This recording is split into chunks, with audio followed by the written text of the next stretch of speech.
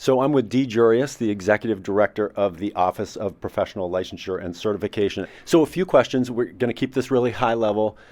When did you start in the job? And give us a little bit of a sense of the OPLC broadly, the number of professions that it oversees, and where real estate fits into that picture. Absolutely, happy to. And thanks for having me on today.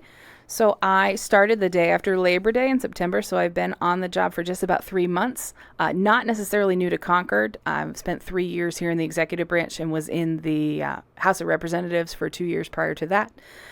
So have some background in Concord, but happy to be here full time. So the OPLC is kind of a broad umbrella agency that supports 57 boards, supporting about 200 license types.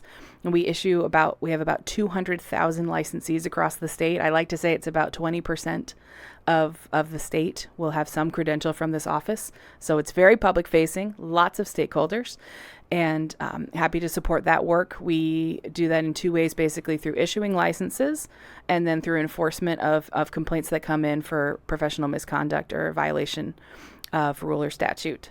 So the Real Estate Commission is one of those 57 boards and commissions that we support.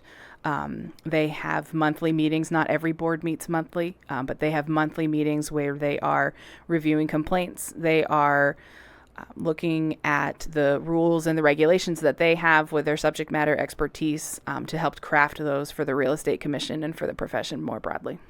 Great. So you just spoke with at our public policy retreat. It was the first one of these that you've done, and you gave sort of some broad goals that you had coming in. It seems like from our perspective, those are being met very well. So congratulations on that. But speak a little bit to that. So you talked about keep the licensing moving.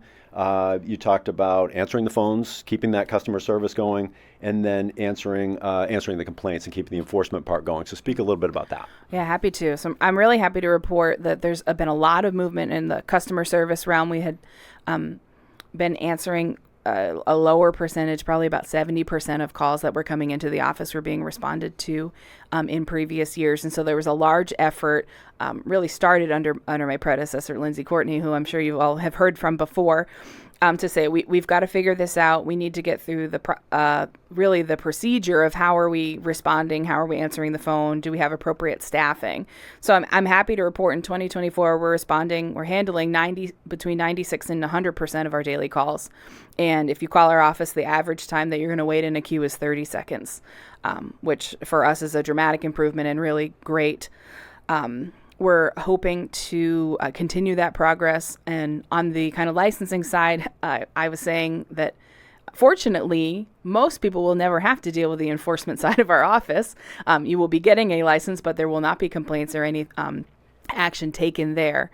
So the getting licenses out the door, wanting to make sure people are working, the office never wants to be a barrier to any workforce or to anyone working. And so to say, as quickly as we can turn those around, obviously protecting safety and making sure people are properly credentialed, we want to make sure that they're getting out the door. So we're responding efficiently to consumers, to licensees who are calling in.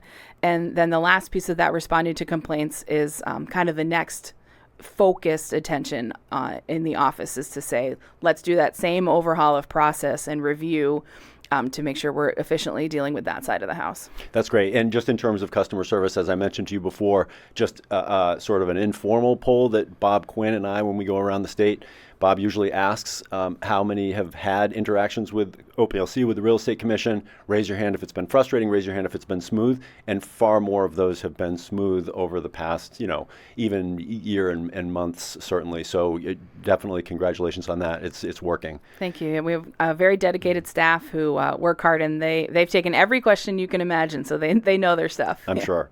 So finally, just wanted to talk briefly about CE Broker.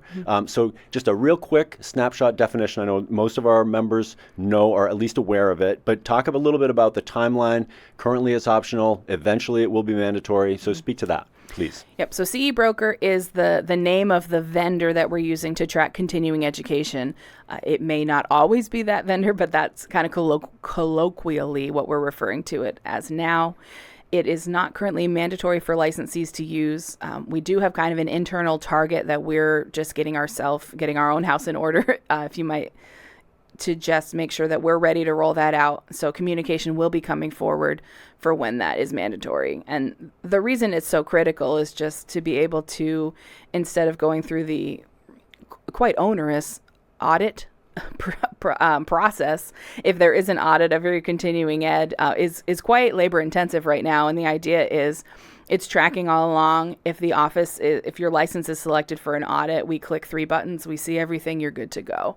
So the goal would be to get there for all licensees. And so that will be mandatory at some point to make sure we fulfill that statutory duty and can fulfill those audits. Great. Yeah. Dee Jurius, Executive Director of OPLC, thank you very much for your time. Thank you for having me.